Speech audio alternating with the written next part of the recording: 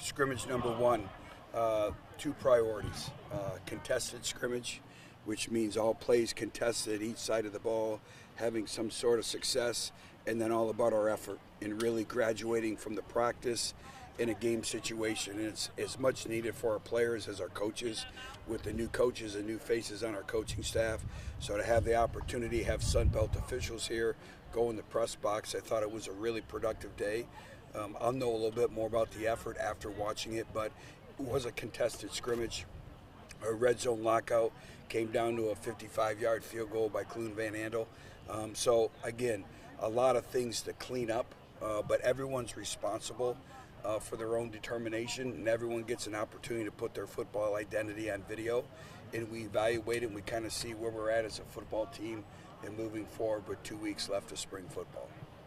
I noticed the offense got off to a good start, but then the defense forced a whole lot of turnovers. Just how thrilled were you just to see the defense being opportunistic Well, like I think that? it gets back to that word contested. You know, obviously you do not like to see your offense turn the football over, but on the other side you're excited because your defense has become opportunistic. But I thought our quarterbacks all day long put the ball in harm's way, didn't take care of the football, and there's an art to playing quarterback, and it's managing a game, and it's throwing the ball away. It's throwing the ball away on third down and not forcing things and playing field position, and I think that'll come with time. That's why we've made the quarterbacks live, is just they haven't been hit, and so how do they manage a game? How do they make decisions? But, you know, defensively we took the football away, but I didn't like the way we started.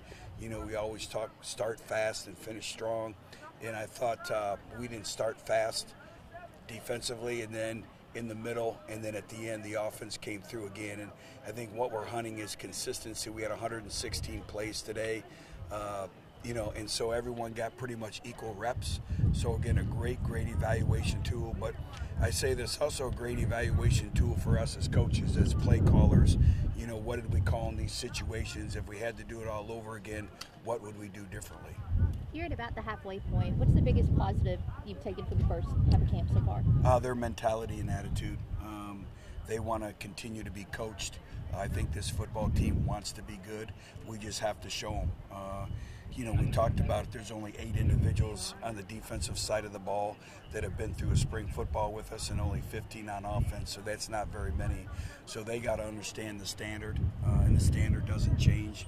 The expectation doesn't change, but they've allowed us to push us. You know, we have 116 play scrimmage, and then we come out here and we condition at the end because we're not football conditioned, and that'll come with time. But I like the leadership that I'm getting right now, but now it's the small, meticulous attention to details. It's the discipline. We had 2 holding penalties in the red zone scrimmage, whereas those are catastrophic. Those are 10-yard penalties. Those are momentum changers, and these are all things of why you practice, and you make these mistakes in practice, and we got to get them rectified and cleaned up, which we will. Got a chance to see Crawford make a couple of big plays with his legs today. Yeah, I think, you know, from an offensive side, I thought our quarterbacks kept plays alive. But defensively, we didn't contain the quarterback very well, and we didn't tackle the quarterback very well.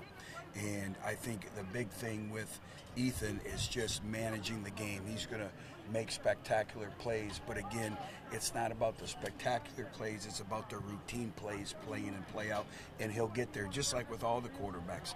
They're really, you know, they're sipping through a fire hose right now. They have a lot coming at them, but I've really liked the way they've handled everything. What kind of extra oomph has battling for the black jerseys given to your Yeah, Saturdays? it's put another perspective.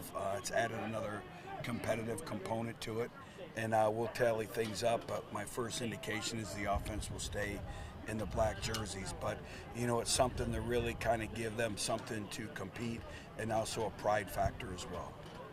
You know, Joe Drew, I think, had one of the interceptions. Just his progression from the start of spring till now. Like, how are you feeling? Well, he is progressing, and I think he's learning a new position, and he's getting more and more comfortable. You can see it, and that comes with reps.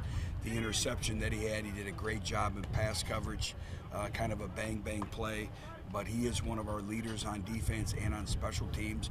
But I see him getting better and really growing into that linebacker role and position every day. Conoco had a couple of picks out there too. Yeah, good job of playing the ball in the deep part of the field. And again, from an offensive standpoint, we can't put the ball in harm's way. That was third down.